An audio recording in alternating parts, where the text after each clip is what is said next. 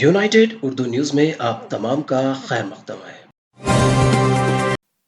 جگتیال بلدیہ کے ماہانہ اجلاس میں کانگریس کی کونسلر کو اجلاس کے انعقاد کی اطلاع نہیں دی گئی۔ بلدیہ کے اجلاس کی اطلاع پانے کے بعد وارڈ نمبر 13 کی کونسلر آسیہ سلطانہ اجلاس میں داخل ہوئی اور بلدیہ چیئرپرسن اور عہدیداروں کے خلاف شدید ناراضگی ظاہر کرتے ہوئے پوڈیم کے سامنے بیٹھ کر احتجاج کیا اور کمشنر بلدیہ سے مطالبہ کیا کہ وہ اجلاس کی اطلاع نہ دینے والے عہدیداروں کو معطل کر دیں۔ انہوں نے الزام لگایا کہ اقلیتی طبقے سے تعلق رکھنے والی کونسلر کے ساتھ امتیازی سلوک برتا جا رہا ہے۔ آسیہ سلطانہ نے اس واقعے کے لیے چیئرپرسن کو ذمہ داری قبول کرنے کا بھی مطالبہ کیا۔